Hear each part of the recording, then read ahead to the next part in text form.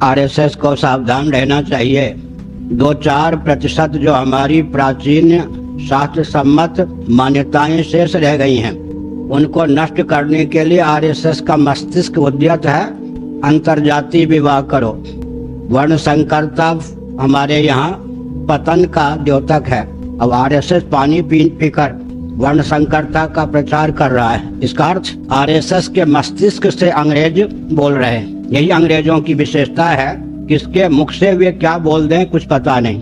इसके लिए अंग्रेजों को कुछ प्रयास करने की आवश्यकता नहीं है।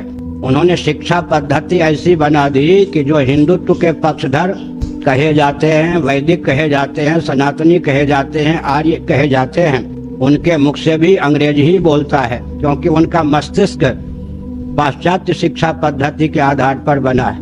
मैंने एक दिन कहा था, जिनके यहाँ छात्र धर्म का विलोप हो गया, वर्ण धर्म का विलोप हो गया, वे अंग्रेज वैकल्पिक छात्र धर्म को दृढ़ता पूर्वक स्थिर रूप दे रहे हैं। तभी तो अमुक वंश का व्यक्ति राज पद प्राप्त कर सकता है, राजा हो सकता है या रानी हो सकती है।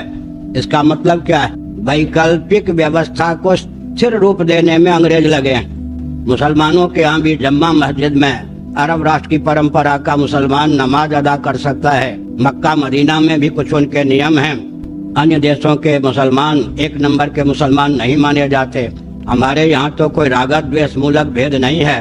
प्रकृति प्रदत्त सकल भेद भूमियों का सदुपयोग करता हुआ व्यक्ति निर्भेद परमात्मा को प्राप्त कर सके, इसके लिए शास्त्र सम्मत भेद को अपनाने की आवश्यकता है। लेकिन शास्त्र सम्मत भेद को मिटाने का दुर्व्यसन सामाजिक संस्थानों को कहाँ से प्राप्त है? अंग्रेजों की शिक्षा से प्राप्त है। तो हमारी बात को अन्यथा न लेकर आरएसएस के नेतृत्व का यह दायित्व है कि हिंदुत्व के नाम पर हिंदुत्व के मूल का उच्छेद करने का प्रयास न करे। उसकी भी लाचारी है। क्रिश्चियन तंत्र से, कम्युनिस्ट तंत्र से, मुस्लिम तंत्र से भिड़ने की उसमें क्षमता नहीं है। तब फिर सनातन तंत्र जो कुछ बच गया है, उसी को विकास के नाम पर रौंदने के अतिरिक्त उसके पास कुछ कार्य ही नहीं रह गया है। इसलिए यह सब जो अदूरदर्शिता है, इसको दूर करने की आवश्यकता है। और मैं एक संकेत करता हूँ, स्वयं जाने नहीं और जानकार की बात माने नहीं, वो कौन होता है?